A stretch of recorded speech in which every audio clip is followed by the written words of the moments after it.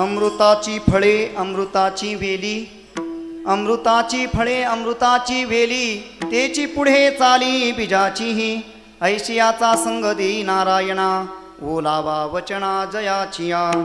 उत्तम सेवन शीतळ कंठासी, पुष्टकांती तैसी दिसेवरी. उत्तम सेवन शीतळ कंठासी, पुष्टकांती तैसी दिसेवरी. ऐशियाचा संग देई नारायणा, ओलावा वचना जयाचिया. तुका म्हणे तैसे होई जेते संगे, तुका म्हणे तैसे होई जेते संगे, वास लागे अंगे चंदनाच्या. ऐशियाचा संग देई नारायणा, ओलावा वचना जयाचिया. विठ्ठल विठ्ठल विठ्ठल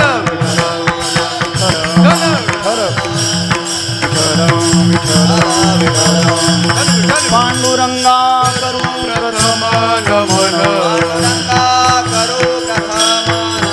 पांडुरंगा करू प्रथम नमन, पांडुरंगा करू प्रथम नमन. दुसरे चरणा संतांची या, दुसरे चरणा संतांची या, दुसरे चरणा संतांची या. त्यांच्या कृपादानी कथेचा विस्तार, त्यांच्या कृपादाने कथेचा विस्तार, त्यांच्या कृपादाने कथेचा विस्तार. त्यांच्या कृपादाने कथेचा विस्तार. बाबाजी सद्गुरुदास तुका, बाबाजी सद्गुरुदास तुका, बाबाजी सद्गुरुदास तुका. काय माझी वाणी मानेल संतांसी, रंजवू चित्तासी आपुलिया. योऽन्तः प्रविश्य मम वाचमिमां प्रसुप्तां संजीवयत्यखिल शक्तिधरस्वधाम्ना. अन्यांश्च हस्तचरणश्रवणत्वगादीन् प्राणान्नमो भगवते पुरुषाय तुभ्यम्. आत्मरूप गणेशु स्मरण, सकळ विद्यांचे अधिकरण, तेची वंदू श्रीचरण श्री गुरूंचे ते नमस्कारुणी आता. अमृताची फळे अमृताची वेली, अमृताची फळे अमृताची वेली, तेची पुढे चाली बीजाचीही. ऐशियाचा संग देई नारायणा, ओलावा वचना जयाचिया.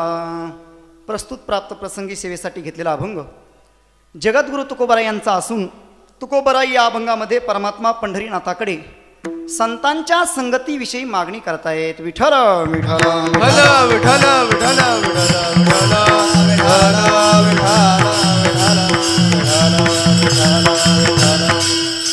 षड्गुण ऐश्वर्य संपन्न अनंतकोट ब्रह्मांड नायक अखिल जगदाधार भगवान पंढरीश पांडुरंग परमात्मा, कैवल्य साम्राज्य चक्रवर्ती विश्वमौली ज्ञानोबाराय, भक्त शिरोमणी नामदेवराय, शांतीब्रह्म एकनाथ महाराज, संत हृदय सम्राट विश्ववंद्य विश्वसंत विश्वभूषण श्रीमंत श्री जगद्गुरु तुकोबाराय, स्वानंद सुखनिवासी सद्गुरु जोग महाराज, प्रातस्मरणीय गुरुवर्य बाबा आदी करून सकल संतांच्या कृपा आशीर्वादाने पुण्य सलीला इंद्रायणी मातेच्या तटकावर प्रातस्मरणीय गुरुवर्य बाबांच्या अथक अविश्रांत परिश्रमातून साकारलेल्या गाथा मंदिर प्रकल्पांतर्गत संत श्री तुकोबाराय गुरुकुलद्वारे संपन्न होत असणारा हा शुद्ध वारीचा कीर्तन महोत्सव आणि यामध्ये संत श्री तुकोबाराय गुरुकुलमधील सर्व अध्यापक गुरुजन तथा सर्व साधक वृंद यांच्या उपस्थितीमध्ये आपण सेवेसाठी प्रवृत्त आहोत.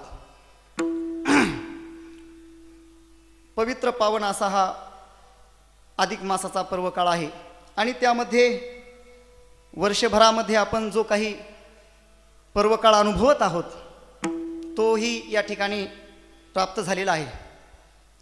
आपल्या गाथा मंदिर परिवारातील सर्व परमार्थ पथिकांच्या दृष्टिकोनातून हे वर्ष एक अत्यंत महत्त्वाचं वर्ष आहे.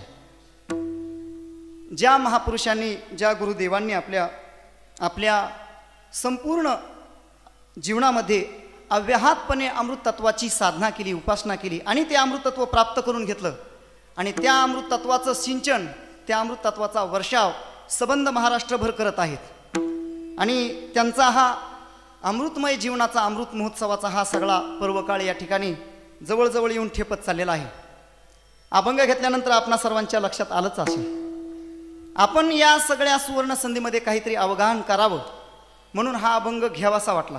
ज्ञानोबाराय तुकोबाराय जशी बुद्धी देतील, गुरुवर्य बाबाच जशी बुद्धी देतील त्या पद्धतीने आपण चिंतन करण्याचा प्रयत्न करणार आहोत. हा अभंग मागणीपर प्रकरणातील आहे. जगद्गुरु तुकोबा यांच्या मागणीपर प्रकरणातील असून तुकोबारायांनी या अभंगामध्ये संतांच्या संगतीची मागणी केली आहे. मागणी प्रकरणाचा जर आपण विचार करू गेलो तर आपल्याला असं दिसून येतं की जगद्गुरु तुकोबाराय ज्या वेळेस भगवान परमात्म्याकडे मागत असतात, ज्या वेळेस संतांकडे मागत असतात, त्यावेळेस भगवान परमात्म्याच्या विषयी मागतात. भगवान परमात्म्याची भेट व्हावी, भगवान परमात्म्याची प्राप्ती व्हावी याविषयी जगद्गुरु तुकोबाराय संतांकडे मागत असताना देवाविषयी मागतात.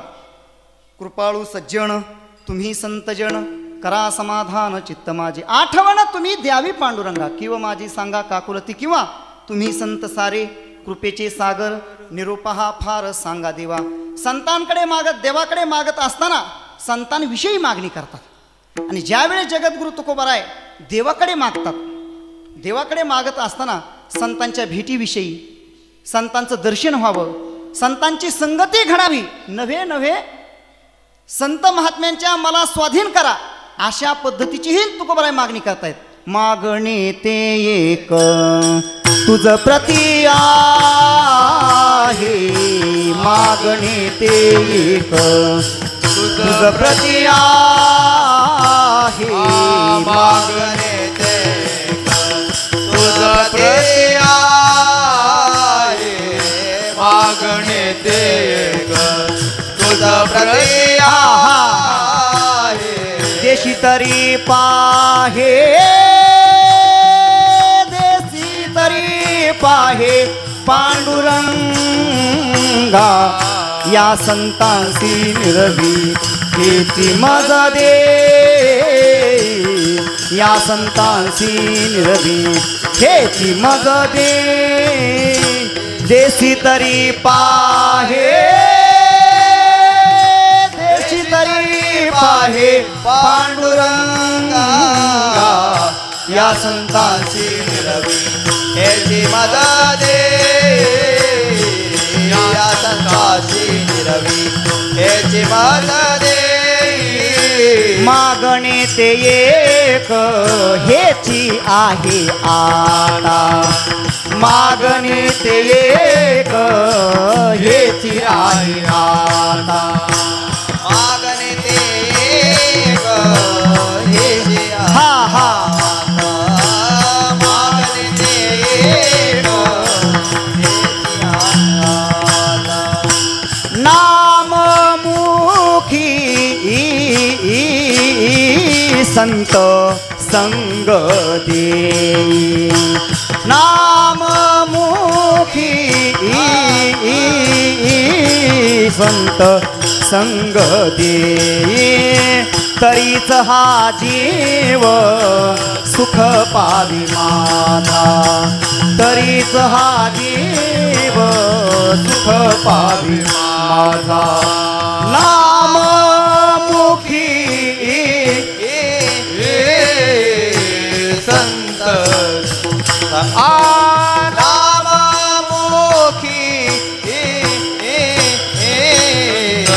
संग देई, तरीच हा जीव सुख पावे माझा, तरीच जीव पावे माझा. देवाकडे मागत असताना संतांविषयी मागतात आणि संतांकडे मागत असताना देवाविषयी मागतात. का? याचं कारण असं आहे, देवाच्या कृपेशिवाय संतांची प्राप्ती होत नाही आणि संतांच्या कृपेशिवाय देवाची प्राप्ती होत नाही. संत महात्म्यांचा आशीर्वाद प्राप्त झाल्याशिवाय भगवान परमात्म्याची प्राप्ती होत नाही. आपण आपल्या मनाने भगवत प्राप्तीची कितीही साधना केली, कितीही जपतपानुष्ठान केले, कितीही वेदशास्त्राचं अध्ययन केलं, कितीही विधिनिषेधांचा त्याग केला, तरीही जोपर्यंत संत महात्म्यांची आपल्यावर प्रसन्नता होत नाही तोपर्यंत आपलं जीवन कृतार्थ होत नाही. या कारणे श्री गुरुनाथू, या कारणे श्री गुरुनाथू, जव मस्तकी न ठेवी हातू, जव मस्तकी न ठेवी हातू, निवृत्तीदास असे बिनवी तू, निवृत्तीदास असे बिनवी तू, तब निवांतु केवी होय, तब निवांतु केवी होय, भस्म उधळण जटा भारू अथवा उदास दिगंबरू. जोपर्यंत संत महात्म्यांची आपल्यावर यथार्थ कृपा होत नाही, प्रसन्नता आशीर्वाद प्राप्त होत नाही, तोपर्यंत आपलं जीवन कृतार्थ होत नाही. पारमार्थिक क्षेत्राची वाटचाल करत असताना आपल्या मनाने काही करायला चालत नाही. आपल्या मनाला जसं वाटेल तसं करणं चालत नाही. आणि तसं केलं तर मनोमार्गे गेला तो येथे मुकला. म्हणून संत महात्मे ज्या मार्गाने गेलेले आहेत, संत महात्म्यांनी ज्या मार्गाचं अनुसरण केलं आहे त्याच मार्गाचं अनुसरण करावं लागतं. तरच मनुष्य आपल्या जीवनामध्ये निश्चित साध्यापर्यंत पोहोचू शकतो. कारण संत महात्मे हेच एकमेव मार्ग आहेत, पंथ आहेत. महाभारताच्या अरण्य पर्वामध्ये, वनपर्वामध्ये त्या ठिकाणी सर्वांना प्रसंग ज्ञात आहे. धर्मराज युधिष्ठिर आणि यक्ष यांचा संवाद आलेला आहे. अर्थात हा सगळा प्रसंग यक्ष प्रश्न या नावाने सर्वश्रुत आहे. त्या ठिकाणी यक्षाने अनेक प्रश्न विचारले धर्मराजाला आणि त्याचे तेवढे संयुक्तिक उत्तर दिली धर्मराजाने. त्यामध्ये एक प्रश्न विचारला, कपंथा हा कोणता मार्ग आहे, मार्ग कोणता, असं म्हटल्यानंतर लगेच त्याने उत्तर दिले धर्मराजाने, महाजनो येन गतस्स पंथा हा. संत महात्मे महापुरुष ज्या मार्गाने गेलेत तो मार्ग आहे, तो पंथ आहे. पण हा श्लोक सगळा आपण वाचला नाही. हा श्लोक सगळा कसा आहे, या सगळ्या श्लोकामधलं शेवटचं पद हे आहे. हेच मार्ग का सांगितले, संत महात्मे हेच एकमेव पंथ का आहेत, त्याचं कारण असं आहे, अगोदरची पाद सगळी तर्को प्रतिष्ठ श्रुतयो विभिन्ना नैको ऋषिर यस्य मतं प्रमाणम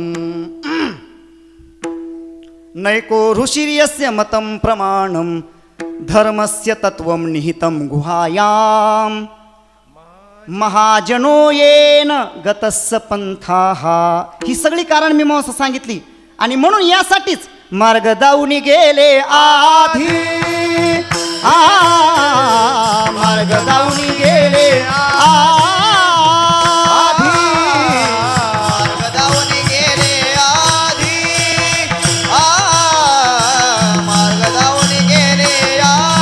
मार्ग दाऊनी गेले आधी, मार्ग दाऊनी गेले आधी, मार्ग दाऊनी गेले आधी, मार्ग दाऊनी गेले आधी, मार्ग दाऊनी गेले आधी, मार्ग दाऊनी गेले आधी, दयानिधी संत ते, दयानिधी संत ते, देण्याची पंथे चालो जाता, तेनेची पंथे चालो जाता, दयानिधी संतते, दयानिधी संतते, संतते, येण्याची पंथे चालो जाता, येण्याची पंथे चालो जाता. सगळी गुंतागुंत आहे. तर्को अप्रतिष्ठ अशा सगळ्या पद्धतीचे आहे. धर्मस्य तत्वम निहितम गुहायाम नैको ऋषिर्यस्य मतप्रमाणम. आणि म्हणून संत महात्मे मार्ग दाखवतात. मार्ग दाऊनी गेले आधी, दयानिधी संतते, महाजनो येन गतस्स पंथाः.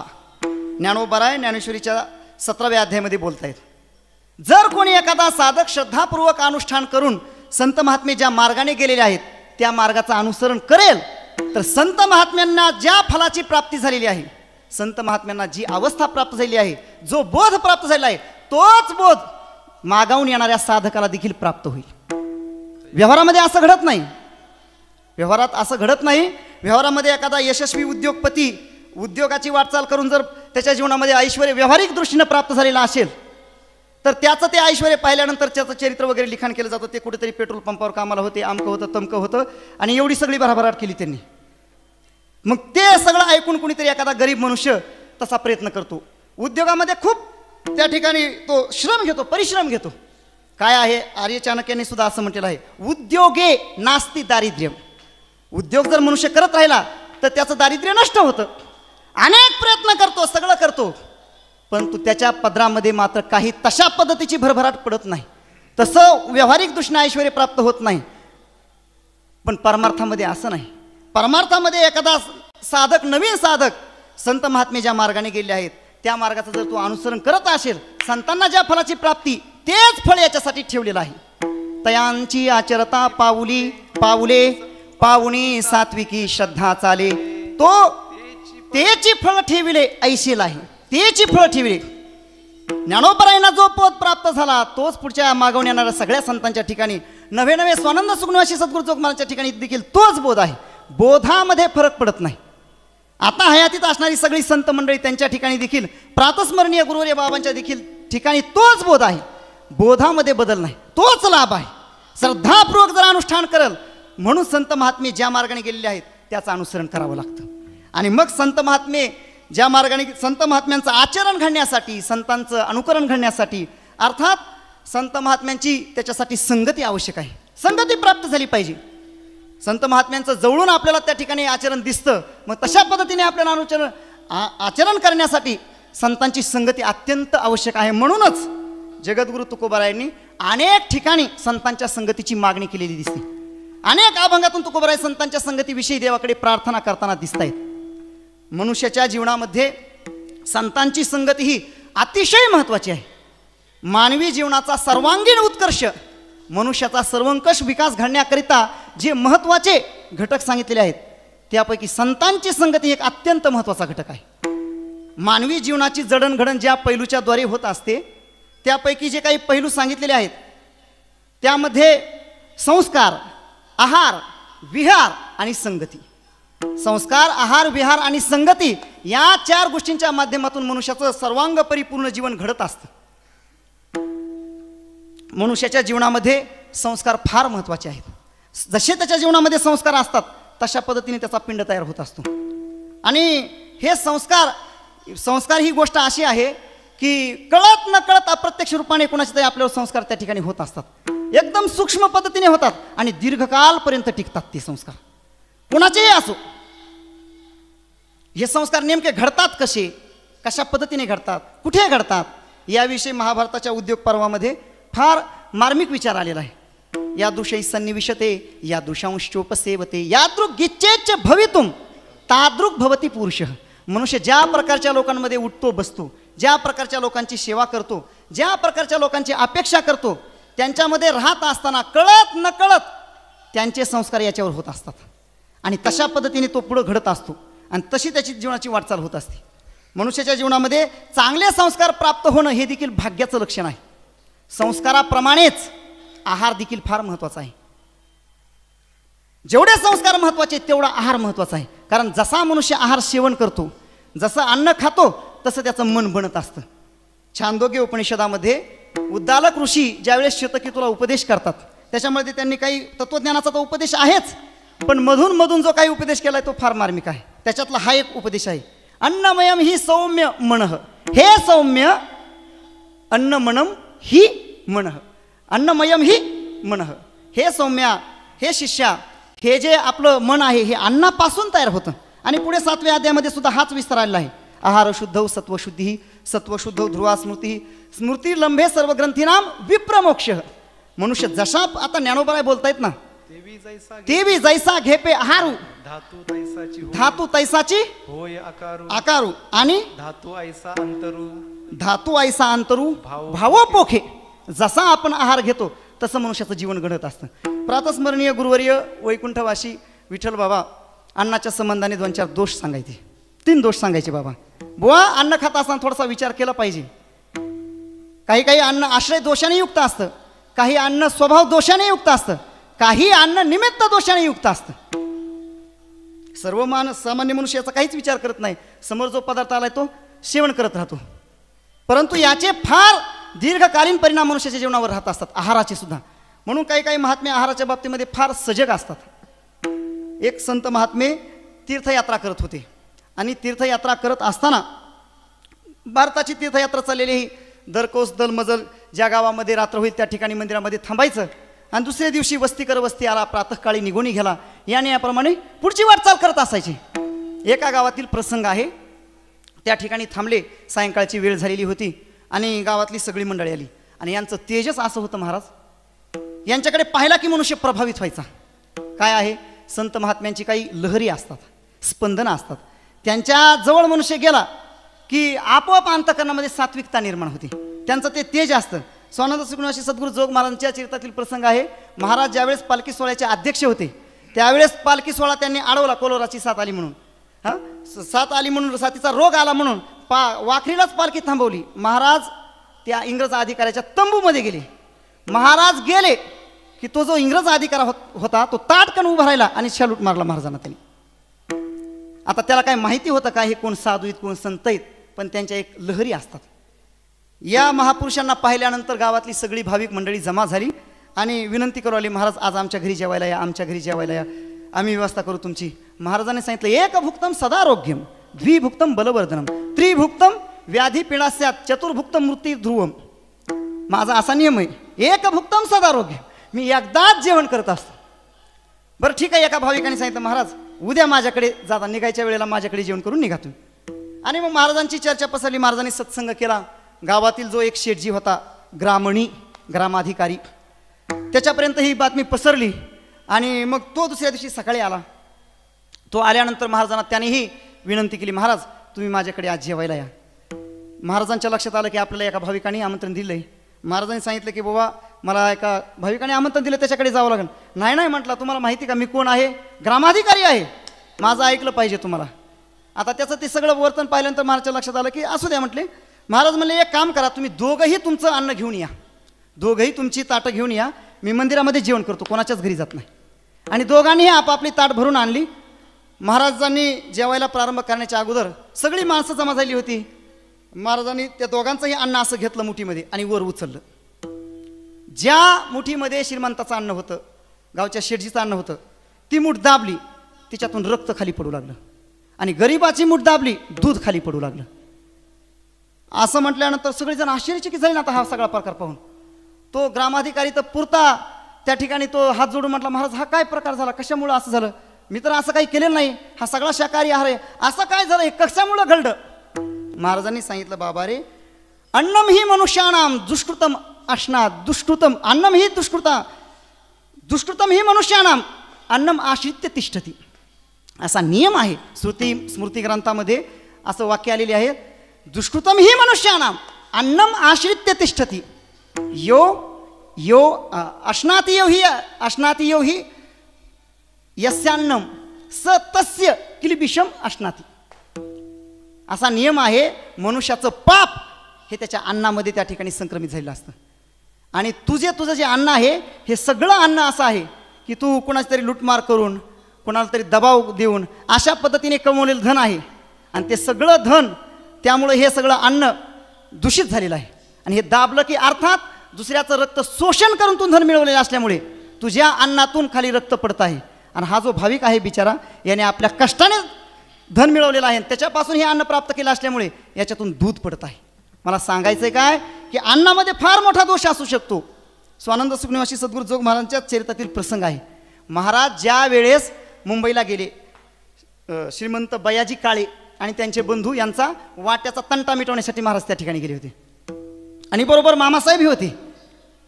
आणि 2-3 दिवस तिथं थांबण्याचा प्रसंग आला होता. एके दिवशी मामासाहेब समुद्राच्या किनाऱ्यावर सायंकाळच्या वेळेला फिरण्यासाठी गेल्यानंतर त्या ठिकाणी मामासाहेबांच्या ओळखीचे गृहस्थ आले.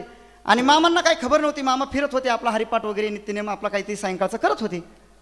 पण याने पाहिलं मामासाहेब आहेत आणि याने मामांना हाक मारली, मामा इकडे या. आणि हा शिहाळी घेत होता, म्हणजे नारळ पाणी घेत होता हा. आणि मामांना म्हटला, नारळ पाणी घ्या. तिथला शब्द आहे शिहाळी चरित्रातील. मामा म्हटले, मला नको, मी घेत नाही म्हटले. काही नाही तुम्हाला घ्यावंच लागेल. खूप आग्रह झाल्यानंतर महाराजांनी एक नारळ पाणी घेतलं. आणि घरी आल्यानंतर, रूमवर आल्यानंतर महाराजांना सांगितला घड्याला सगळा प्रसंग. मी काही घेत नव्हतो, पण त्यांनी आग्रह केल्यामुळे शहाळीचं पाणी घेतलं. महाराज म्हणले, अरे सोन्या, आता घशामध्ये बोटं घालून ते पाणी ओकून टाक. तो ज्याच्या अन्नाचं घेतलेला, ज्याच्या पैशाचं तू पाणी प्यायला आहेस, तो चापाची दारुडे आहे. त्याच्या पैशाचं तू पाणी प्यायला आहेस, तुझी बुद्धी मलिन होईल. आता ओकून टाक. आणि महाराजांनी ओकायला लावलं. महाराज, ही जी संत मंडळी आहेत, या आहारा विहाराविषयी एवढी का दक्ष असतात? त्याचं कारण त्याच्यामध्ये तेवढे परिणाम असतात. विठ्ठल विठ्ठल.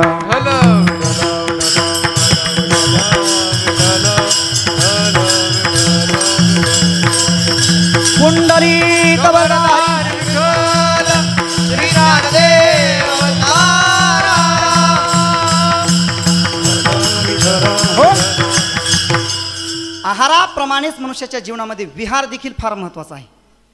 मनुष्याचं जीवन घडण्यामध्ये विहार देखील तेवढाच महत्त्वाचा घटक आहे.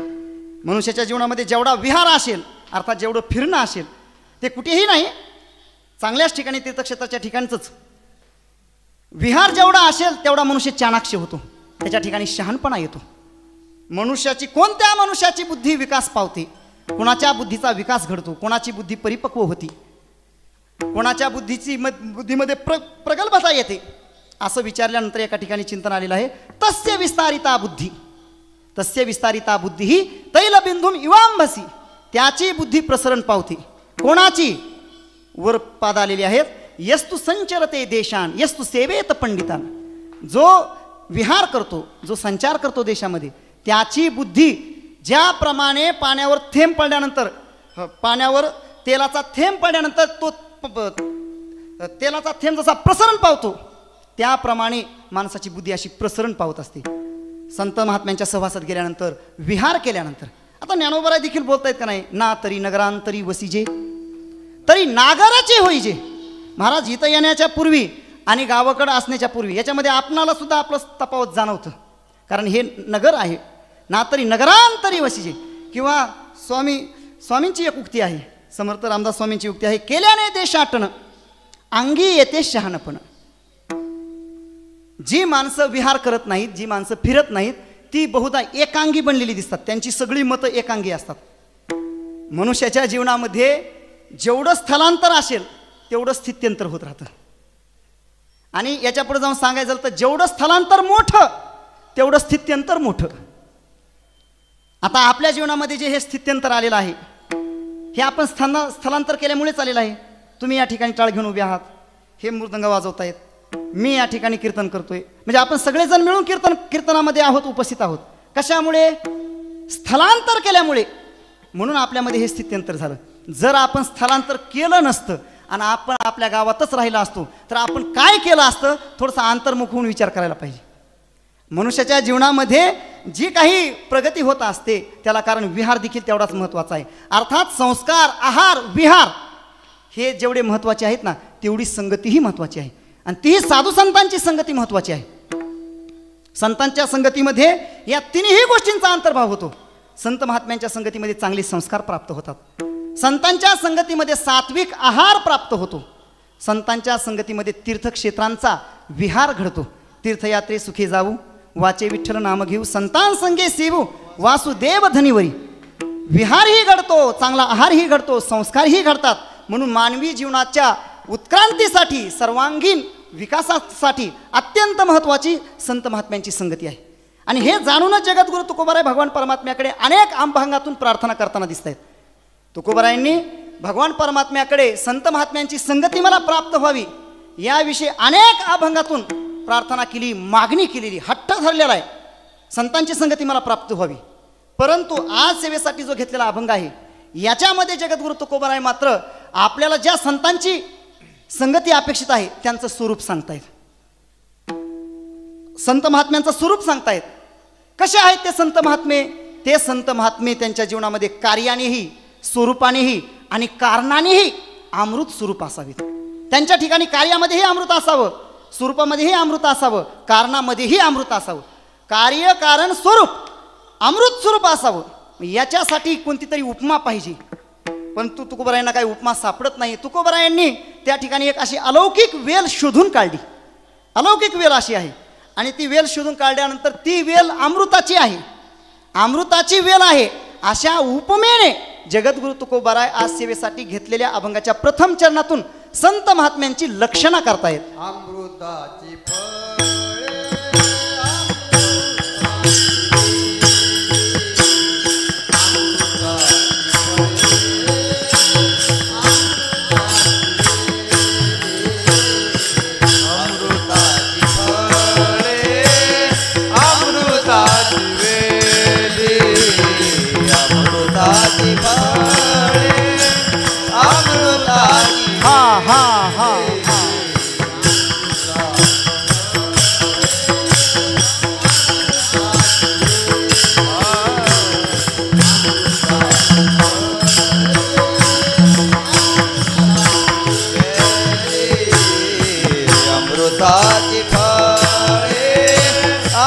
अमृताची वेळी अमृताची माळे अमृताची वेळी त्याची पुढे चाली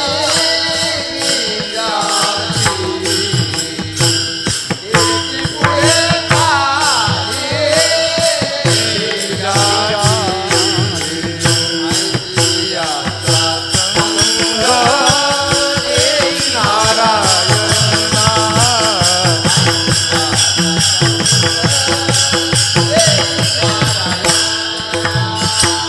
त्याची पुढे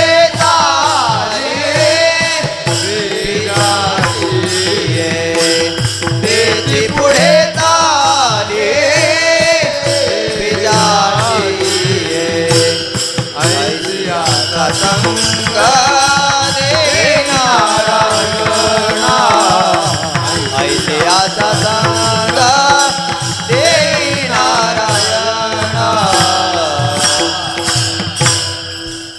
अमृताची फळे अमृताची वेली तेची पुढे चाली बीजाचीही. जगद्गुरु तुकोबरा या ठिकाणी एक अलौकिक अशा प्रकारची वेल आपल्या समोर उभी करतायत. कशी आहे ही वेल? ही वेल अशी आहे की ही वेल ही स्वतः अमृत स्वरूप आहे. वेलापासून निर्माण झालेली फळं ही अमृत स्वरूप आहेत. त्या फळातून पुढे निर्माण होणारं बीज देखील अमृत स्वरूप आहे.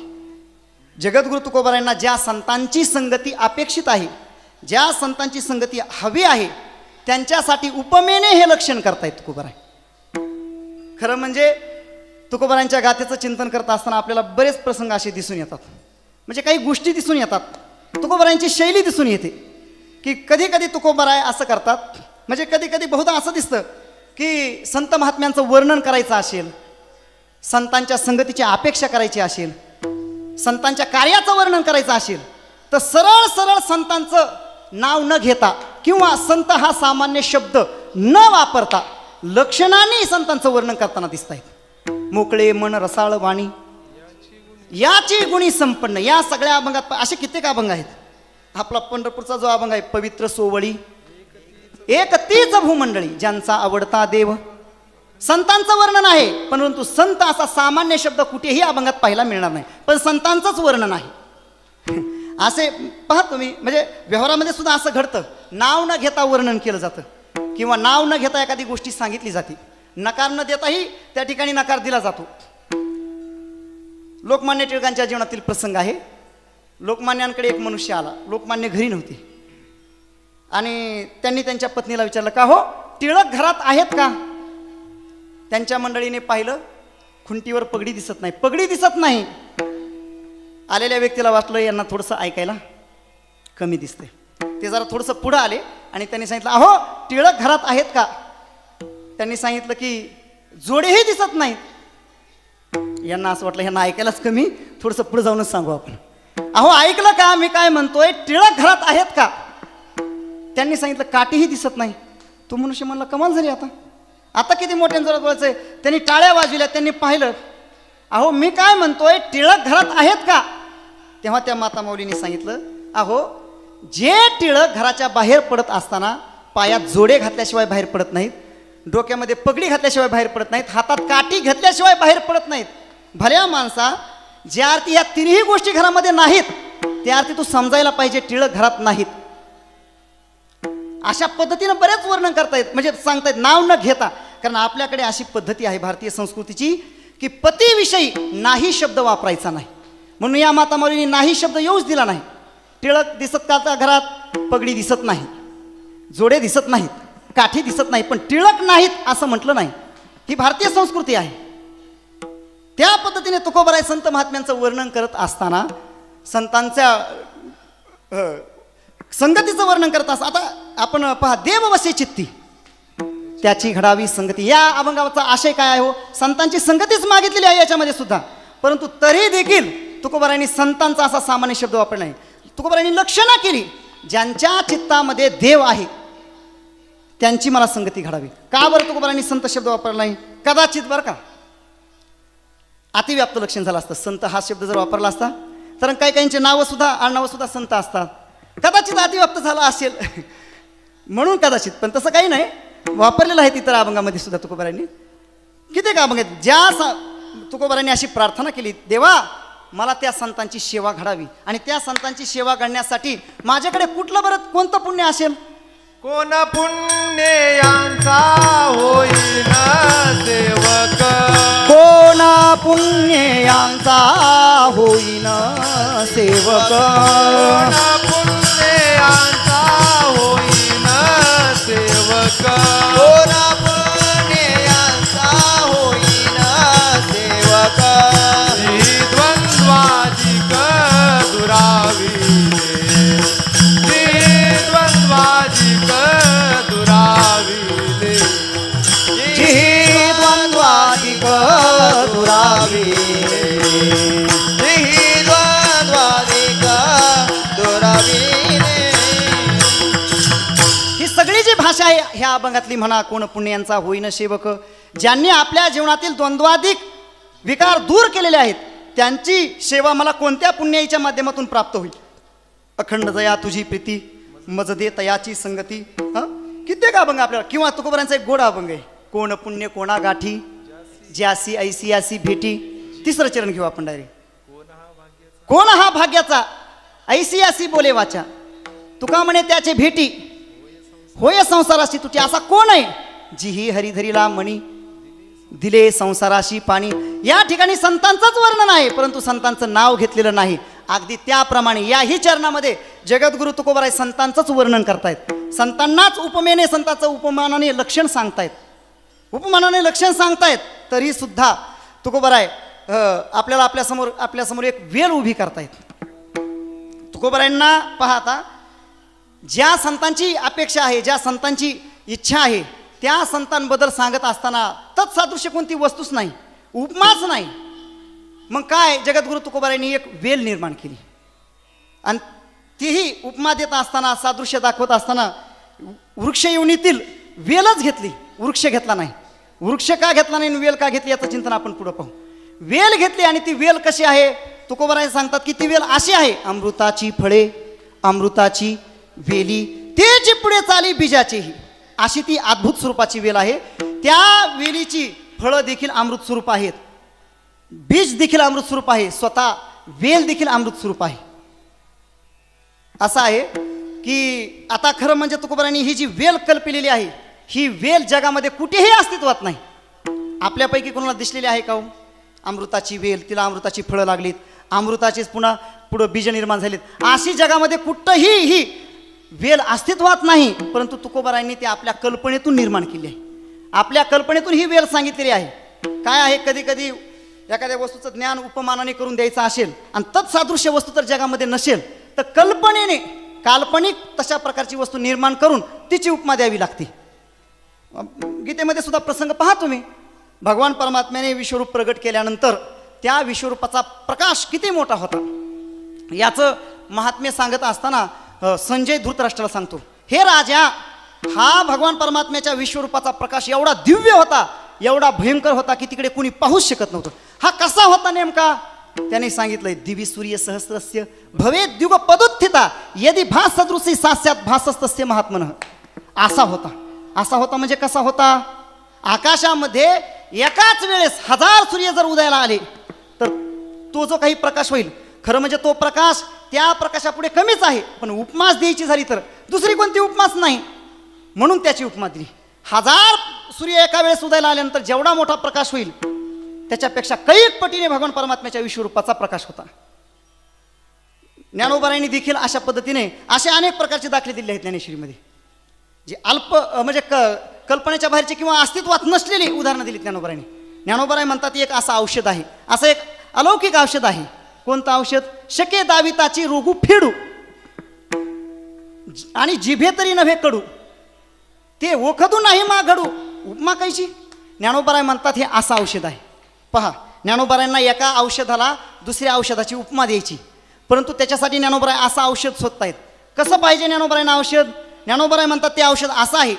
कसं आहे, दृष्टी ड्रॉप सारखं.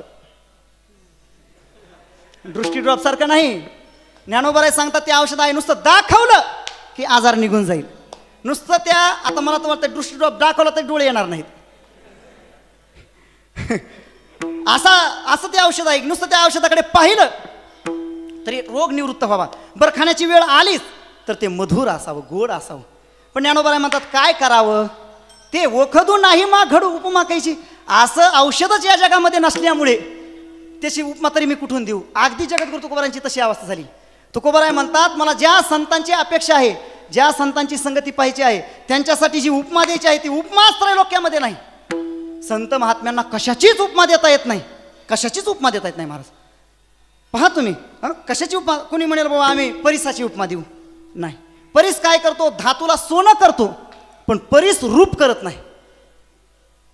कल्पतरूची देऊ, कल्पतरू तरी काय करतो, आपल्या मनात आलेल्या कल्पना पूर्ण करतो, परंतु हे अकल्पनाख्य असणारी परमात्मा रूप वस्तू प्राप्त करून देतात. आणि चिंतामणी तर ठेंग नाही.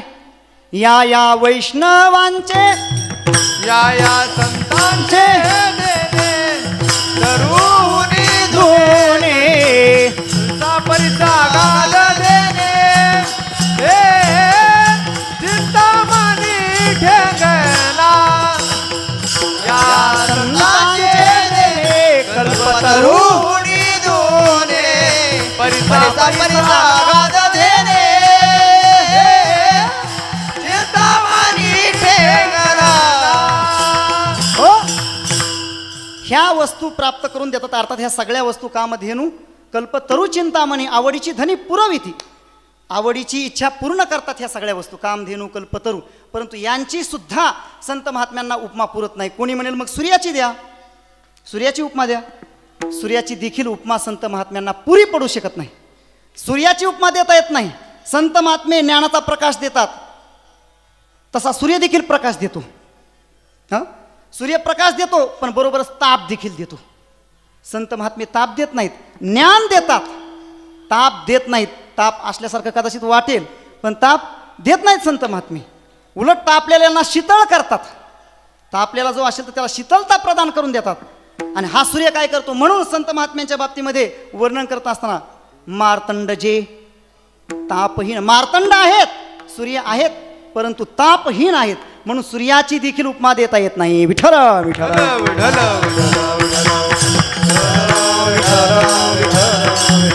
पुंडरीक वरदारी विठ्ठल श्री ज्ञानदेव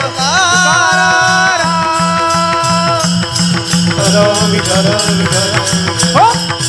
कोणी म्हणेल चंद्राची उपमा द्या, चंद्राचीही देता येत नाही. कारण चंद्र कसा आहे, कलंकित आहे. आणि हे कसे आहेत, नमो ज्ञानेश्वरा निष्कलंका, असे हे संत महात्मे आहेत. त्यामुळे जगातल्या कुठल्याच पदार्थाची संत महात्म्यांना उपमा देता येत नसल्यामुळे तुकोबाराय म्हणतात मग मी तरी काय करू. मग मी सुद्धा एक अशी वेल कल्पिली. आणि ती वेल कशी आहे, ती वेल अशी आहे की ती जी वेल आहे त्या वेलीचं कार्य अमृत स्वरूप आहे. स्वरूप अमृत स्वरूप आहे, कारण अमृत स्वरूप आहे. बीज अमृत स्वरूप आहे, वेल अमृत स्वरूप आहे, फळ देखील अमृत स्वरूप आहे. नेमकी अशी कोणती वेल आहे, अमृताची फळे, अमृत फळे, अमृताची फळे, अमृताची वेली, अमृताची फळे, अमृताची वेली, त्याची पुढे झाली बीजाची अमृताची फळे, अमृताची फळे, अमृताची फळे, अमृताची फळे, अमृताची फळे, अमृताची फळे, अमृताची वेली, अमृताची फळे, अमृताची वेली, त्याची पुढे झाली बीजाची अमृताची फळे, अमृताची फळे, अमृताची फळे, अमृताची वेली, अमृताची फळे, अमृताची वेली, त्याची पुढे चाली बीजाची, त्याची पुढे चाली बीजाची, ऐसी यांचा संग, ऐसे यांचा संग, ऐसियांचा संग ऐसियांचा संग देई नारायण ऐसियांचा संग देई नारायण ओलावा वचना जयाचिया ऐसियाचा संग ऐसियाचा संग अमृताची फळे अमृताची वेली अमृताची फळे अमृताची वेली त्याची पुढे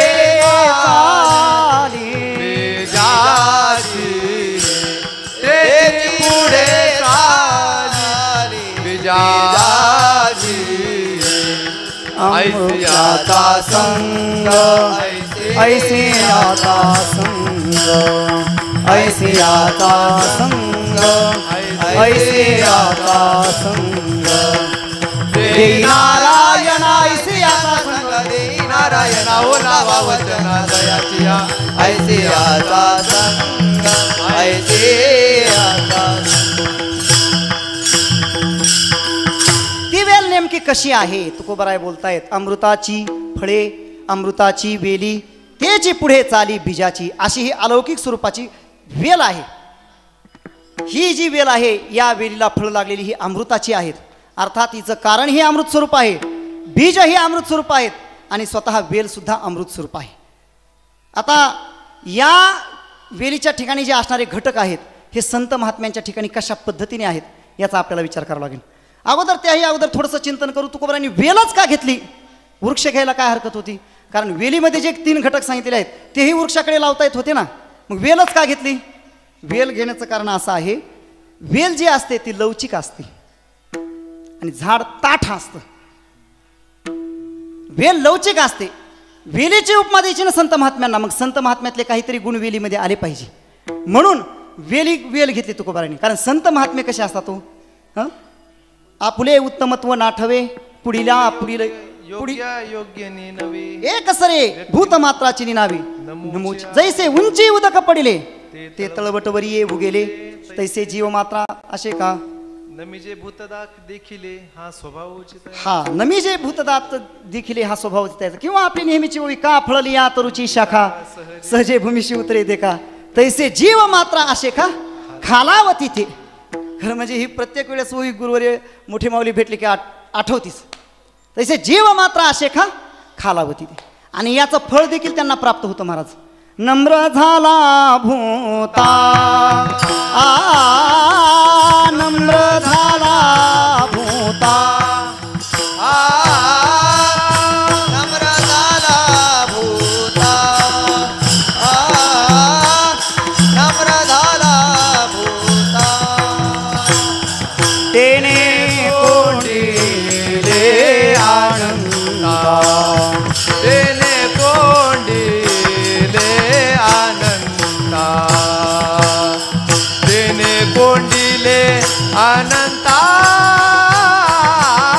हेची शुरत्वाचे अंग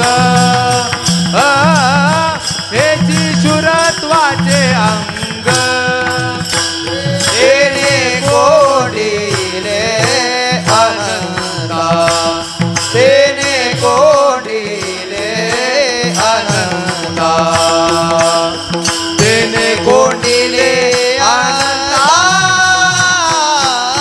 हेची शुरत्वाचे अंग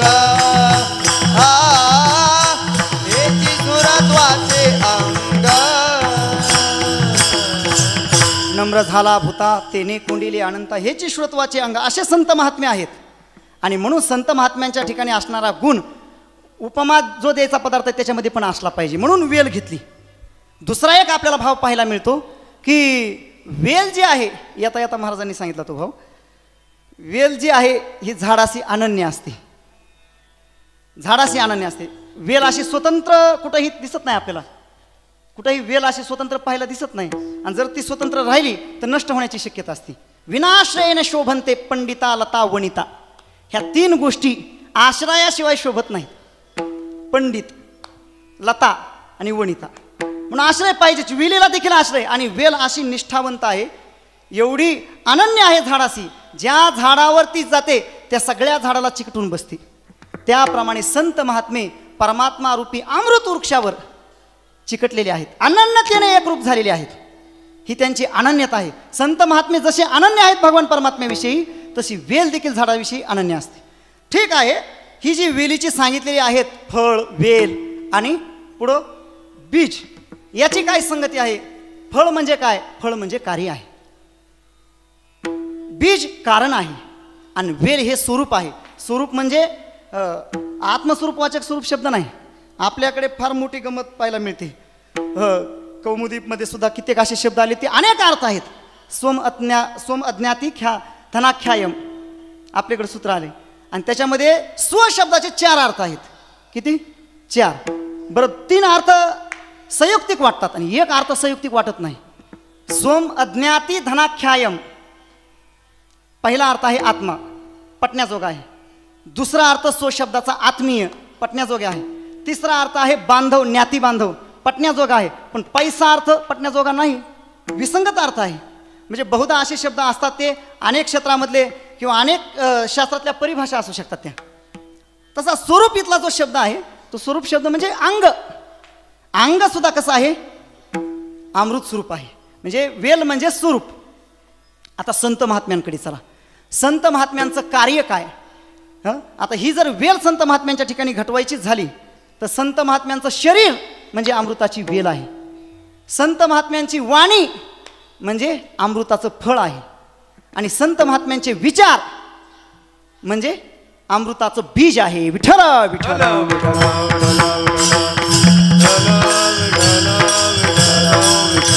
पुंडरी गवराई विठ्ठल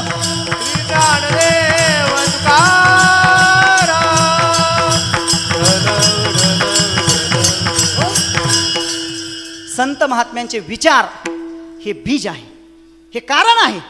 संत महात्म्यांचे जे विचार आहेत, मनुष्य कुठलीही क्रिया करत असताना मग ती वाचिक असो किंवा कायिक असो, याचं सगळं मूळ आपल्या मनामध्ये दडलेलं असतं. तो अगोदर मनामध्येच विचार येतो आणि मग तो इंद्रियाकडून तो बाहेर प्रवृत्त होतो. आवड येते वृत्ती किरीटी, आधी म्हणूनची उटी मग ते वाचा दिटी करास ये. म्हणजे जे विचार त्याच्या अंतःकरणामध्ये येतात तेच नंतर प्रकट होतात. आणि संत महात्म्यांच्या विचाराचा जर आपण विचार करू गेलो महाराज, संत महात्म्यांचं मन म्हणजे कारण आहे, विचार म्हणजेच कारण आहे आणि म्हणजेच बीज आहे. ह्या वेलीचं जे बीज आहे हे संत महात्म्यांचं जे आहे सांगितलेलं आहे, विचार, त्यांचं मन कसं आहे संत महात्म्यांचं मन महाराज? किती व्यापक संत महात्म्यांचं मग आहे. वावतरी उदंडची पोटी धीर शंधू ऐसे काम क्रोधान सुटे मिठी गिरे तरी बेटी राबविती. वावतरी उदंडची पोटी, या संत महात्म्यांच्या मनामध्ये किती मोठा वाव आहे महाराज. असंख्य चुका करू द्या परंतु सगळ्यांना पोटामध्ये सामावतात, एवढं व्यापक त्यांचं मन आहे. आणि खरं म्हणजे संत वाङ्मय हे सगळं त्यांचं मनच आहे. संत वाङ्मयामधली जी काही निवडक ठिकाणं जर आपण पाहायची झाली तर संत महात्म्यांचं अंतःकरण आपल्याला दिसून येतं. ज्ञानोबारायांचं अंतःकरण, ज्ञानोबारायांचं हृदय आपल्याला ज्ञानेश्वरीमध्ये 13व्या अध्यायाच्या शेवटी समारोपामध्ये पाहायला मिळतं. तैसा वाघ विलास विस्तारू, तिथून पुढच्या 3 ओळ्या सगळाच तो भाग सगळा किंवा सगळं पसायदान घ्या, हे सगळं पसायदान ज्ञानोबारायांचं हृदय आहे, मन आहे. काय मन आहे? किंबहुना सर्व सुखी पूर्ण होणी तिही लोकी भजिजो आदी पुरुखी अखंडित, हे संत महात्म्यांचं मन आहे महाराज. जगद्गुरु तुकोबारायांचं हृदय आपल्याला गाद्यामध्ये पाहायला मिळतं, तुकोबारायांचं मन पाहायला मिळतं. काही देखता होईन डोळी सकळाभूती मूर्ती सावळी, जीवा नाव भूमंडळी जळी स्थळी काष्टी पाशानी ऐशी कृपा करील नारायण, जीव जगाचा होईन. एवढं पद आहे ना, मला नेहमी बाबांकडे पाहिलं की आठवतं, जीव जगाचा होईन. किती महाराज पुढे मी बोलेलच, जीव जगाचा होईन ऐशी कृपा करील नारायण, जीव जगाचा होईन. पुढं प्रेम सागरी बुडईन काही नवसा येतील अंकुर सुखा नाहीसा होईल पार, अमृत ते पृथ्वी तळ सागर वाहतील पूर आनंदाचे, प्रसन्न दया क्षमा शांती काही नवविधा होईन भक्ती. हे सगळं जगद्गुरु तुकोबारायांचं हृदय आहे, मन आहे. खरं म्हणजे मनाच्या बाबतीत जर बोलायचं झालं तर सर्वांग निर्मळ, सर्वांग निर्मळ, सर्वांग निर्मळ, सर्वांग निर्मळ, सर्वांग निर्मळ, सर्वांग निर्मळ, सर्वांग निर्मळ,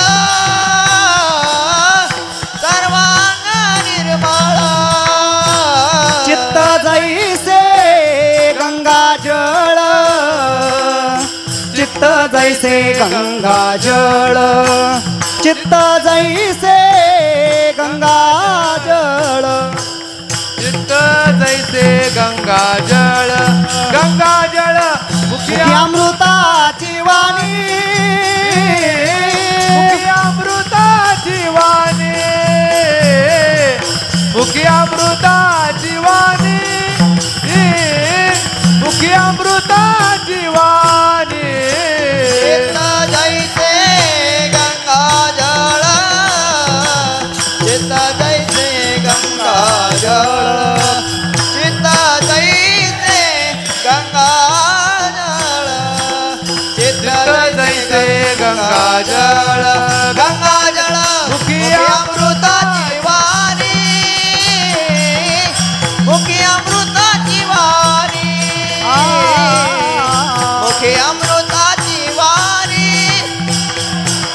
मुखी अमृताची वाणी सर्वांग निर्मळ चित्त जैसे गंगाजळ गंगाजळाप्रमाणे यांचं चित्त आहे, पवित्र आहे आणि गंगाजळाप्रमाणे व्यापक देखील आहे. हा गा गावर असे भरले पाणी पाठी पाय देत आले ते गंगा काय म्हणितले परते सर. अशी गंगा कधी म्हणते का? तसं या महापुरुषांचं मन कधीच आपल्याला डावलत नाही महाराज. किती आपल्याकडून चुका घडू द्या हे बाजूला हो असं यांनी मनातून नुसतं असं बाजूला काढलं तर आपलं काय होईल सांगता येत नाही. पण कधी देखील आपल्याकडे तशा पद्धतीने दुर्लक्ष करत नाही. चित्त जैसे गंगाजळ सर्वांग निर्मळ हे पद फार महत्त्वाचं आहे. सर्वांग म्हणजे सगळ्या बाजूने निर्मळ आहे. आपल्याला व्यवहारामध्ये पाहायला मिळतं महाराज. वचस्यन्यत मनस्यन्यत कर्मण्यन्यत पुढचं तुम्ही पद लावा. मनस्येकम वचस्येकम कर्मण्येकम महात्मना. ज्यांच्या मनात एक आहे वाचेत एक आहे ज्यांच्या मनात एक आहे वाचेत एक आहे आणि करण्यामध्ये एक आहे ते महात्मनाम. वचसी एकम मनसी एकम कर्मणी एकम महात्मनाम. आणि वचसी अन्यत मनसी अन्यत आणि त्याच्यापेक्षा कर्मणी अन्यत दुरात्मनाम. विठ्ठल विठ्ठल.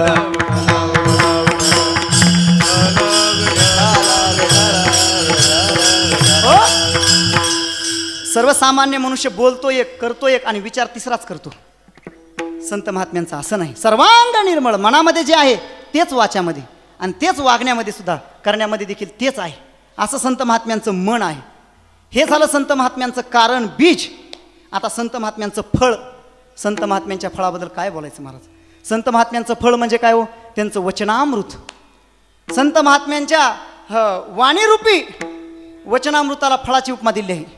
हे फळ सुद्धा कसं आहे? अमृत स्वरूप आहे संत महात्म्यांचं फळ. स्वर्गामध्ये जे अमृत आहे ना खरं त्याला अमृत म्हणावं का न म्हणावं म्हणावं की न म्हणावं अशी साशंकता निर्माण होते. कारण स्वर्गातलं जे अमृत आहे ज्ञानोबराय बोलतात जेत अमृताची कोठारी. आणि हे सगळे अमृतपान करणारे त्या ठिकाणचे अमर.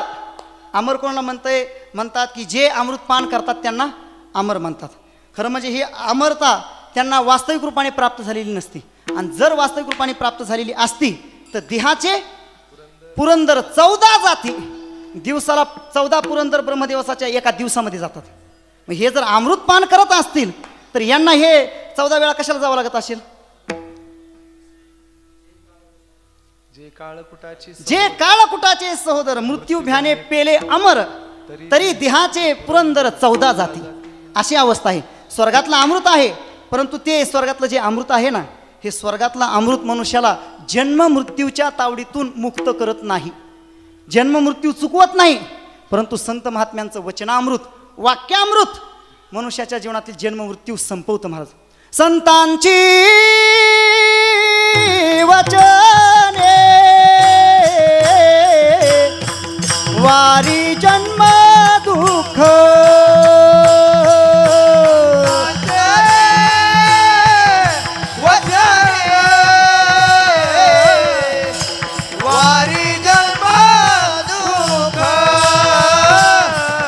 संतांची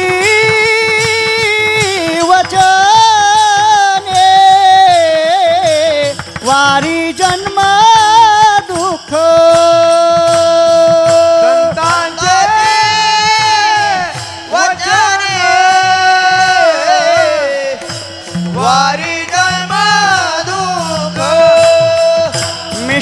मिष्टान्न ते भूक निवारण मिष्टान्न ते भूक निवारण हे मिष्टान्न ते भूक निवारण त्यांचा महिमा काय वर्णू मी पामर त्यांचा महिमा काय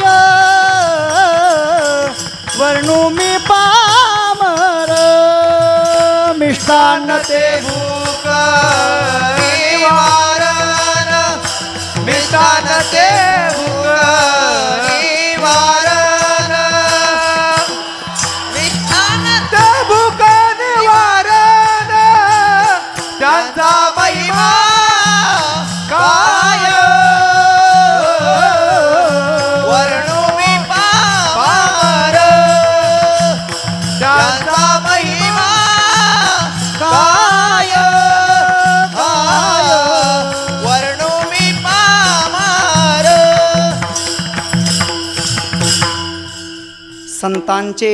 संतांचे बरं का गाथेमध्ये आपल्या संतांचे वचने वारी जन्मदुःख मिष्टान्न ते भूक निवारण. संत महात्म्यांची जी वचनं आहेत ही जन्म मृत्यू निवृत्त करतात महाराज. हं? हे जे अमृत आहे स्वर्गातलं हे अमृत प्यालेले त्या ठिकाणी अमर होत नाहीत. जर अमर झाले असते तर मृत्यू लोकामध्ये येण्याची त्यांनी इच्छाच बाळगली नसती. स्वर्गीचे अमर इच्छिता ती देवा मृत्यू लोके व्हावा जन्मामा नारायण नामे होऊ जीवनमुक्त. ही जी सगळी त्यांची आशा आकांक्षा आहे ती कशासाठी? मुक्त होण्यासाठी, हां जीवनमुक्त होण्यासाठी. म्हणून त्यांना स्वर्गातलं जे अमृत आहे ते अमर बनवत नाही. परत ते जन्मांतराला येतात. क्षिणे पुण्यमृत्य लोकस्य विशंती. मग आता या पुण्याची पावटी सरे हा सगळा कथाभाग तिथला आहे. भगवान प्रभू रामचंद्र सीता माता लक्ष्मणजी वनवासामधून जात असताना दुपारची वेळ झालेली आहे. भयंकर ऊन पडलेलं आहे आणि अशा अवस्थेमध्ये कुठेतरी सावलीला थांबावं म्हणून एक वटवृक्ष दिसला. वडाच्या झाडाखाली सावलीला भगवान प्रभू रामचंद्र सीता माता लक्ष्मणजी बसले. बसल्यानंतर एकदम निरव शांतता पसरलेली आहे आणि मुंगळ्यांची रांग समोरून चाललेली होती. मुंगळ्यांची रांग चाललेली असताना भगवान परमात्मा हसले. सीतामायाने विचारलं, प्रभू का हसले आपण? भगवंतांनी सांगितलं, ही मुंगळ्याची जी रांग जाताना दिसते ना त्याच्यावर एका मुंगळ्याच्या पाठीवर दुसरा बसलाय ते पाहून मला हसायला आलं. याच्यात काय एवढं? कदाचित वर जो बसलेला आहे तो आजारी पडलेला असेल. तसं नाही म्हटले, ते तुला दिसत नाही पण मला दिसते. तो जो वर बसलेला आहे तो इंद्र होता मागच्या जन्मामध्ये आणि त्याला स्वर्गामध्ये स्वारी करायला निघत असताना स्वारी करत असताना तो ऐरावत हत्तीवर बसून स्वारी करायचा, फिरत असायचा. परंतु ती वरची सवय खुर्चीवर बसायची सवय तिथली असल्यामुळे इथं ह्याला खाली जन्म जरी प्राप्त झाला तरी देखील याला खाली चाला वाटाने गेलं. मग तो आपली सवय याच्या पाठीवर बसून पूर्ण करतोय. असं आहे महाराज. हे सगळे तिथले अमृत पितात परंतु पुन्हा जन्माला यावं लागतं. परंतु संत महात्म्यांचं वचनामृत परमहंस परिव्राजकाचार्य शुकदेवजी महाराज यांच्या मुखारविंदातून श्रीमद भागवत कथा ऐकली परीक्षित राजाने. आणि ऐकल्यानंतर शेवटच्या दिवशी विचारलं, राजा आता तक्षक सर्प येऊन तुला दंश करणार आहे, तुझा मृत्यू होणार आहे. राजा म्हणतो, महाराज मला मृत्यू येणार नाही, मी कथामृताचं सेवन केलं आहे. मरण माझे मरून गेले मज केले अमर. हे कथामृत आहे, हे वाक्यामृत आहे, हे वचनामृत आहे. हे संत महात्म्यांचं वचन आहेत, अमृत आहे हे संत महात्म्यांचं. आली मुखा वाटे आली मुखा वाटे अमृत वाचने आली मुखा वाटे आली मुखा वाटे आली मुखा वाटे अमृत वाचने आली मुखा वाटे उत्तीर्णता येणे उत्तीर्णता येणे नवे जन्मे ए आली मुखा वाटे आली मुखा वाटे अमृत वचने आली मुखा वाटे हो. खरं मला ही म्हणायची नव्हती साहेब, पण आली मुखा वाटे आता कारण ती बरीच वेळ घेणारी चालू आहे. आली मुखा वाटे अमृत वचने उत्तीर्णता येणे नव्हे जन्मे, अशी ही संत महात्म्यांची वचनं आहेत. याच्यातून कधीही उत्तीर्णता होता येत नाही. अशी अमृततुल्य वचनं आहेत, माणसाला अमर करतात, अमृतत्वाची प्राप्ती करून देतात. ही झालं संत महात्म्यांचं फळ, हे झालं त्या बीजेचं फळ. विठ्ठल विठ्ठल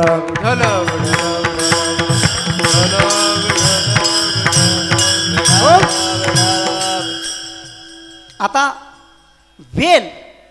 वेल पाहिजे आहे. वेल म्हणजे स्वरूप, अंग, संत महात्म्यांचा देह, संत महात्म्यांची वाणी हे फळ आहे, संत महात्म्यांचे विचार हे बीज आहे, आणि संत महात्म्यांचं शरीर हे अंग आहे, स्वरूप आहे. संत महात्म्यांचं स्वरूप अंग देखील देह देखील अमृत स्वरूप आहे. मला देह देवाचे कारणी, मुखी अमृताची वाणी, देह देवाचे कारणी. या महापुरुषांच्या मुखातून अमृत श्रवतच. तुका म्हणे सुख पराविया सुखे, अमृत हे का बरं श्रवत. आता मी परत थोडं मागे येतो आता हे प्रमाण आल्यामुळं. का बरं अमृत श्रवतं, कारण यांना नामामृत गोडी वैष्णवाला आधारी. नामामृताचं हे काय करतात, पान करत असल्यामुळे यांच्या मुखातून देखील अमृतच बाहेर पडतं. आणि देह कसा आहे, देह देवाचे कारणी. संत महात्म्यांचा देह जो आहे भगवान परमात्म्याच्या नित्य सेवेमध्ये असतो. सर्वसामान्य मनुष्य का रे दास होसी संसाराचा खर, परंतु संत महात्म्यांचा जो देह आहे हा सगळा सेवेमध्ये, सांप्रदायिक सेवेमध्ये. तुम्ही पहा इथपर्यंत जी वाटचाल झालेली आहे, ज्या वेलीच्या आधाराने आपण आपला परमार्थ करत आहोत, त्या सगळ्या वेलीचं तुम्ही जर कौतुक पाहिलं, सगळे जर हे पाहिलं, तर कितीतरी चित्त थरारक असा प्रवास. कशासाठी महाराज, सगळीकडे अमृत सिंचन करण्यासाठी.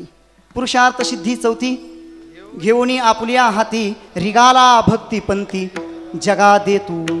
हे त्यांचं स्वरूप आहे, हे त्यांचं देहाचं कार्य आहे. महाराज कितीतरी कष्ट जगाच्या कल्याणा, संतांच्या विभूती, देह कष्टभीती परोपकारे.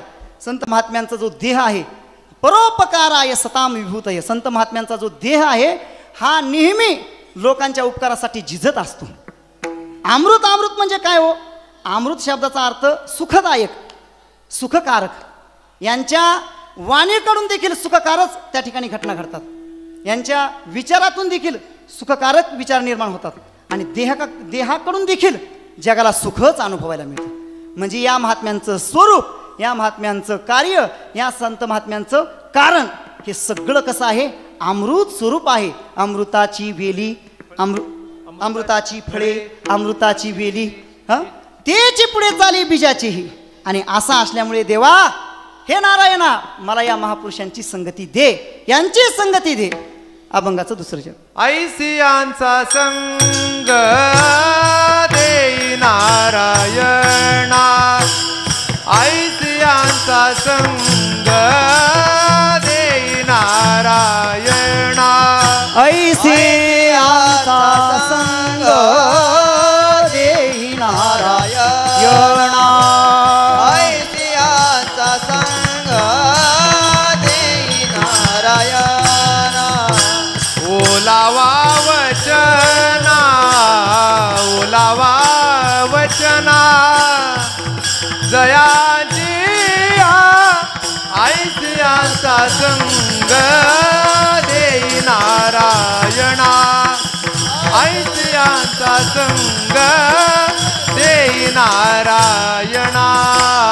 ओलावा वचना, ओलावा वचना जयाची ऐसियांचा संग देई नारायणा, ऐसियांचा संग देई नारायणा.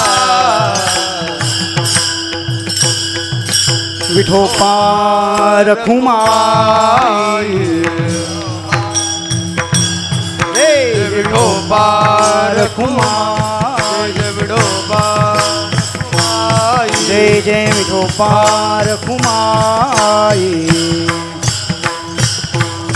विठोबा रखुमाई रखुमाई विठोबा रखुमाई जय जय विठोबा रखुमाई विठोबा रखुमाई पुंडरीक वरदारी विठ्ठल श्री ज्ञानदेव तुकाराम पंढरीनाथ भगवान की माऊली ज्ञानेश्वर महाराज जगद्गुरु तुकाराम महाराज सद्गुरु महाराज की जय विठोबा रखुमाई जय जय विठोबा रखुमाई हा हा हा हा विठोबा रखुमाई विठोबा विठोबा विठोबा विठोबा विठोबा विठोबा विठोबा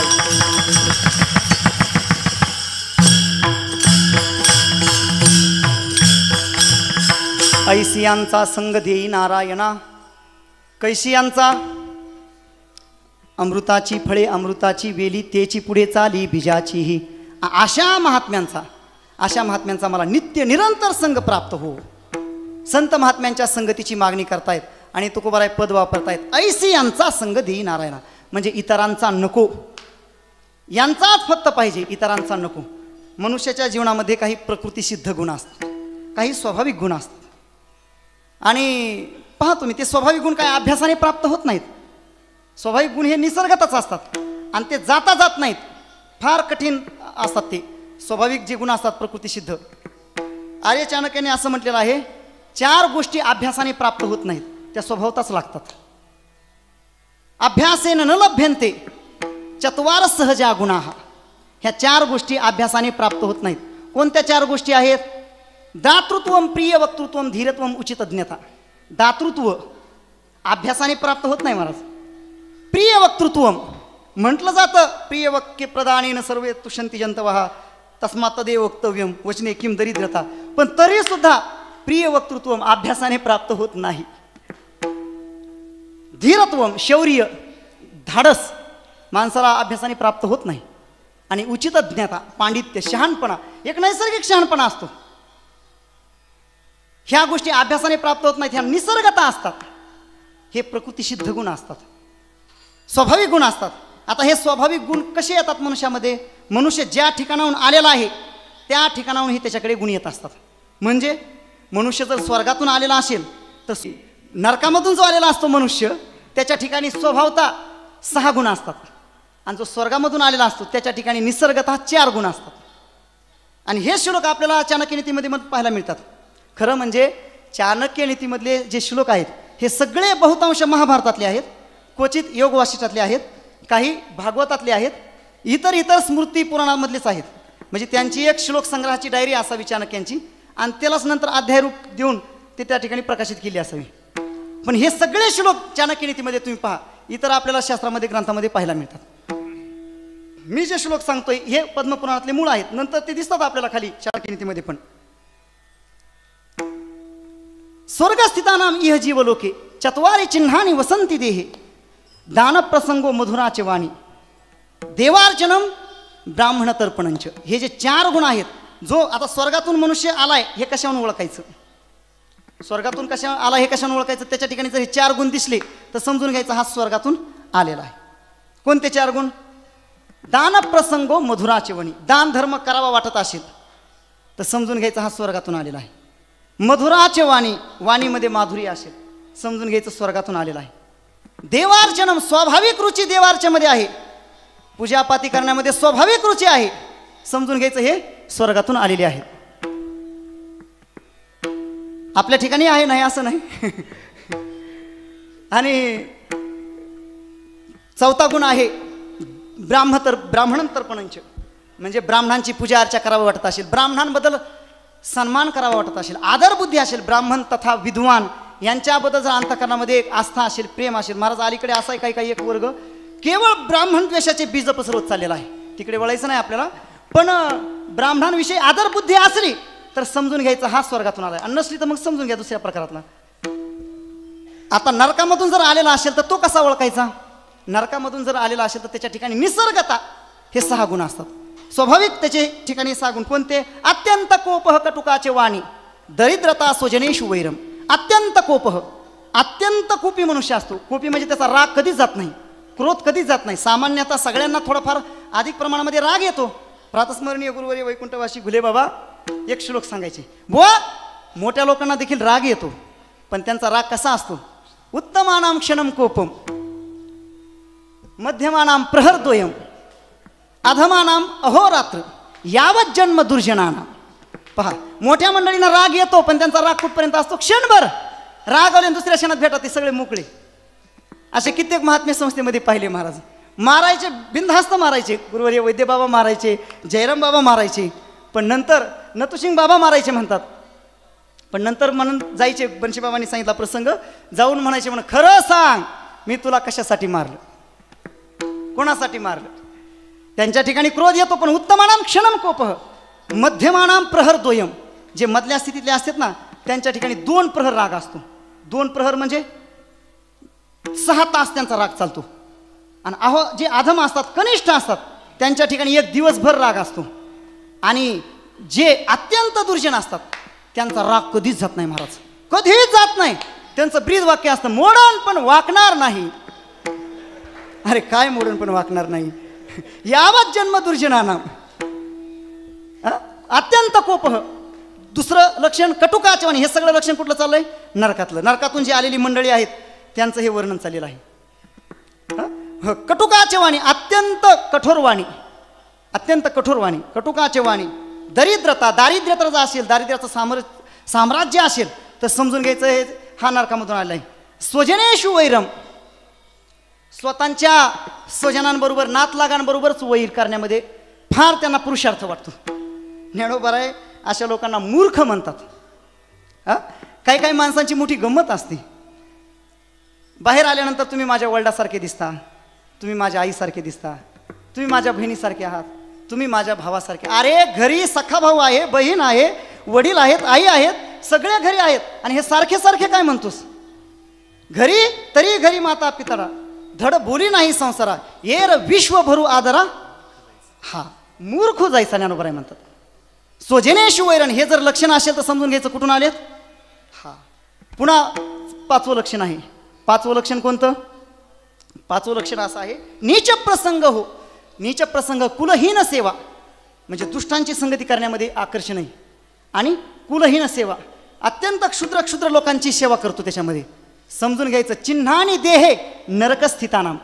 हे जे असतात ना नरकातून आले, किंवा हे ज्यांच्या ठिकाणी गुण असतील, समजून घ्यायचं हे कुठं जाणार आहेत? हे 6 गुण ज्यांच्या ठिकाणी असतील समजून घ्यायचं हे कुठं जाणार? परत जाणार ना, तर धाम आपल्या परत ठिकाणी जाणार. ते जिथून आले तिथं जाणार. हे जर 6 गुण सोडले नाही तर हे प्रकृती सिद्ध असतात. आणि जे 4 गुण असतात स्वर्गातून आलेल्या लोकांच्या ठिकाणी ते सुद्धा प्रकृती सिद्ध गुण असतात. आता ऐका, मला सांगायचंय काय, हे जे प्रकृती सिद्ध स्वाभाविक गुण असतात, सद्गुण जरी प्रकृती सिद्ध असले, सद्गुणी मनुष्य प्रकृती सिद्ध स्वभावान गुणवान जरी असला, तरी तो जर एखाद्याच्या संगतीमध्ये गेला, दुष्टाच्या संगतीमध्ये, तर त्याचे देखील सद्गुण बिघडतात महाराज. प्रकृती सिद्ध जात नाहीत गुण, पण तो जर एखाद्याच्या संगतीमध्ये गेला, दुर्जनाच्या संगतीमध्ये गेला, तर त्याचे सद्गुण जातात. तुकोबराने अगदी कडे लोटाची भाषा वापरली. तुका म्हणे जरी अग्नी झाला साधू, अग्नी झाला साधू, तुका म्हणे जरी अग्नी झाला साधू, म्हणे जरी अग्नी झाला साधू, तरी पडे बाधू संत संगे, तरी पडे बाधू संत संगे.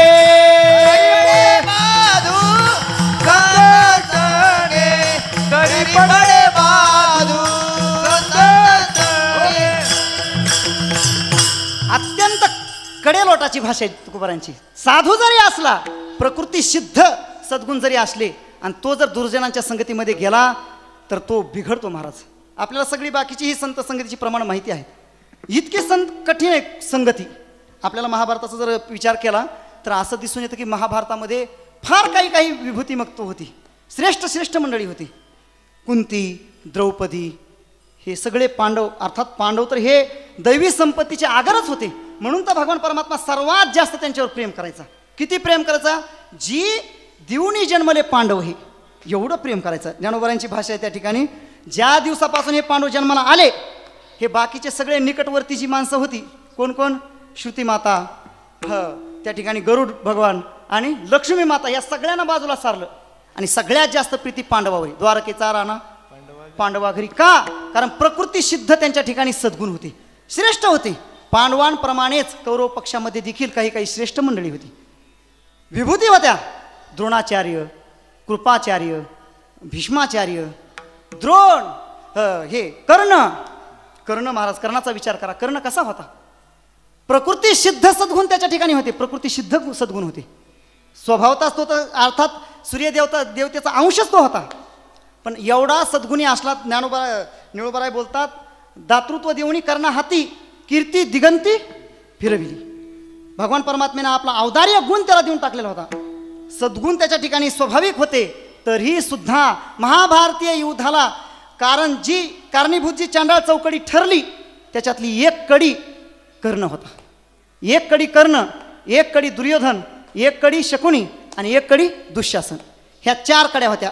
महाभारतीय युद्ध जे घडलं त्याला कारण कर्ण एक कडी होता. त्याच्यातली सद्गुण होते, प्रकृती सिद्ध गुण, परंतु तरी पडे बाधू संगष्टने. सद्गुण जरी असले तरी संगती एवढी महाराज सामर्थ्यशाली आहे, प्रकृती सिद्ध गुणांवर देखील मात करते. आता उलट चला, प्रकृती सिद्ध दुर्गुण जरी असले तरी सुद्धा संतांची जर संगती घडली, पतन उद्धार संघाचा महिमा त्याजावे अधमा संत शिवी. तुकोबाराय पुढे बोलतात, सेवी संत जोडे महालाभ राशी, तुका म्हणे याशी नाश नाही. संतांची संगती जर घडली, सेवन जर घडलं, कितीही प्रकृती सिद्ध दुर्गुण असू द्या, तरी सुद्धा तो त्या ठिकाणी महालाभाला प्राप्त होतो. महालाभ प्राप्त होतो महाराज. महालाभ म्हणजे काय हो? महालाभ म्हणजे त्याच्यापेक्षा श्रेष्ठ दुसरा लाभच नाही. तसं पाहिलं तर संतांच्या संगतीचे 6 लाभ भर्तृहरीने एका श्लोकामध्ये सांगितले आहेत. नीतिशतकामध्ये भर्तृहरींनी 6 लाभ सांगितले आहेत. संतांच्या संगतीचे 6 फायदे सांगितले आहेत. जाड्यम धियो हरति सिंचति वाचि सत्यम मानोन्नतिं पापम अपाकरोति चेतः प्रसादयति दिक्षु तनोति कीर्तिम सत्संगती कथय किम न करोति पुंसाम. मनुष्याच्या जीवनामध्ये 6 लाभ संतांची संगती प्राप्त करून देते. बुद्धीचं मांद्य दूर करते, जडपणा दूर करते संतांची संगती. जाड्यम धियो हरति सिंचति वाचि सत्यम, वाचेमध्ये सत्यता प्रदान करते, मान वाढवते, पाप नष्ट करते, अंतःकरण प्रसन्न करते, तनोति कीर्ती, सगळीकडे कीर्ती पसरवते. महाराज नाथ महाराजांचं जसं नाव घेतलं जातं तसंच गावो महाराजांचं देखील नाव घेतलं जातं. संतांच्या संगतीचे फायदे आहेत. शेवटी भर्तृहरी म्हणतात, सत्संगती कथय किम न करोति पुंसाम, तुका म्हणे सर्व सुख त्या संगती, तुका म्हणे सर्व सुख त्या संगती, घडेल पंगती संतांची या सर्व सुख आहे. प्रातस्मरणीय गुरुवर्य घुले बाबा, सर्व सुख शब्द आला की सरळ अर्थ करून टाकायचे, ब्रह्मसुख. सर्व प्रकारचं तर व्यावहारिक सगळं सुख प्राप्तच होतं महाराज. संत संगत के 3 गुण, हर कोई लागत पाव, खाणे को मिष्टान्न मिले, शेवटी वैकुंठाला पण प्राप्त होतोय. हे तर आहेच, परंतु सर्व सुख म्हणजे ब्रह्मलाभ होतो. महालाभ शब्द वापरला इथं तुकोबारांनी. महालाभ प्राप्त होतो संतांच्या संगतीमध्ये. आणि या लाभानंतर दुसरा श्रेष्ठ लाभ नाही. यद लाभात ना परो लाभम, यद सुखात ना परम सुखम, यद ज्ञानात ना परम ज्ञानम, तद ब्रह्म इति अवधारयेत. अर्थात ब्रह्म लाभ प्राप्त करून देतात संत महात्मे. आणि म्हणून तुकोबाराय म्हणतायत, तुका म्हणे आता लाभ नाही वापरता, अशी संत महात्म्यांची संगती असल्यामुळे ऐशियाचा संग देई नारायणा. पुन्हा एक महत्वाचं लक्षण सांगितलंय, ओलावा वचना जयाची या. ज्यांच्या बोलण्याला ओलावा असला पाहिजे. आता हा ओलावा कशाचा हो? पाण्याचा ओलावा का? आता तर आपले सगळे कपडे वगैरे या दिवसामध्ये ओलसरच असतात. हा ओलावा नाही. ओलावा म्हणजे कोणता ओलावा? हा जो ओलावा आहे या ठिकाणचा ओलावा, तुकोबाराय सांगतात त्यांच्याकडे साधनेचा ओलावा असा पाहिजे. त्यांच्या वचनाला साधनेचा ओलावा असावा, त्यांच्या वचनाला अनुभवाचा ओलावा असावा, त्यांच्या वचनाला तपश्चर्याचा ओलावा असावा, त्यांच्या वचनाला किमान पक्षी विश्वासाचा ओलावा असावा. आणि असा जर ओलावा असेल, ऐसियांचा संग देई नारायणा. आणि तुकोबाराय पुढं बोलतायत, उत्तम सेवन शीतळ कंठासी, पुष्टकांती तैशी दिशेवरी. तुकोबाराय सांगतात ज्याप्रमाणे सात्विक आहार घेतल्यानंतर लगेच अंगावर देखील घेत असताना देखील कंठाला शीतलता प्राप्त होते आणि अंगावर देखील पुष्टी येते महाराज, कांती दिसते, सतेजता दिसते. पहा तुम्ही, सात्विक आहार घेणाराची कांती देखील सात्विकच असते महाराज आणि तमोगुणी आहार घेणाराची प्रकृती ही तमोगुणीच दिसते. आता सात्विक आहाराचं लक्षण आपण नेहमी म्हणतच असतो, आयु सत्व बलारोग्य सुखप्रीती विवर्धन हा रस्या स्निग्धा स्थिरा हृदया आहार सात्विक प्रिया, हे लक्षण आहे सात्विक आहाराचं. असं उत्तम सेवन जर केलंस, उत्तम आहाराचं सेवन केलं तर लगेच अंगावर घेत असतानाही आनंद आहे आणि अंगावर देखील त्या ठिकाणी कांती चमकू लागते, सतेजता येते. आणि म्हणून जगद्गुरु तुकोबाराय सांगतायत, तुका म्हणे तैसे होई जेत संगी. तुकोबाराय सांगतात की या पद्धतीने लवकरात लवकर ताबडतोब संतांच्या संगतीत गेलं की लगेच त्याचा परिणाम घडतो. वास लागे अंगे चंदनाच्या. तुकोबाराय सांगतात या संत महापुरुषांच्या संगतीत गेलं. तुकोबारायांनी हा दृष्टांत अनेक ठिकाणी दिलेला आहे. चंदनाचा खरं ह्या सगळ्या उपमा तशा साजत नाहीत, पण काहीच नाही देण्यापेक्षा काहीतरी म्हणून, कारण या संत महात्म्यांच्या ठिकाणी देखील असा गुण आहे. तो चंदनाचा गुण सांगत असताना शांती ब्रह्मनाथ महाराजांनी सांगितलं आहे, सर्वांगी सुवास परितो नराहे उगला. सर्वांगी सुवास परितो नराहे उगला. सभोवते तरुवर चिंदन करूतची जाये. सभोवते चंदन तरुवर करीतची जाये. धनी धाये परित्याची भुक्ती न धाये. भुक्ती न धाये. हा चंदन कसा आहे? सर्वांगी सुवास परितो उगला नराय. सर्वांग सुगंध त्याला प्राप्त झालेला आहे, पण तो शांत बसत नाही महाराज. आपल्याला जो सुगंध प्राप्त झालेला आहे ना, तो सगळ्यांना मिळाला पाहिजे, म्हणून सगळ्यांना तो सुगंध प्राप्त करून देतो.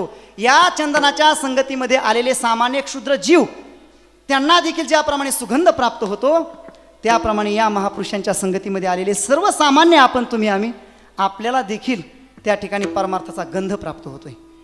ज्ञानेश्वर माऊली ज्ञानराज माऊली तुकाराम माऊली ज्ञानराज माऊली जय जय ज्ञानेश्वर माऊली ज्ञानराज माऊली जय जय ज्ञानेश्वर माऊली ज्ञानराज माऊली जय जय ज्ञानेश्वर माऊली ज्ञानराज माऊली जय जय ज्ञानेश्वर माऊली ज्ञानराज माऊली तुकाराम. भाग्यवान आहोत आपण. आपल्या जीवनामध्ये मोठ्या पर्वकाळाची स्थिती आहे. ज्या महापुरुषांच्या परमपावन सानिध्यामध्ये आपण आपल्या पारमार्थिक जीवनाची साधना करतो आहोत, अशा महापुरुषांचा अमृत महोत्सवाचा काळ जवळ येऊन ठेपलेला आहे.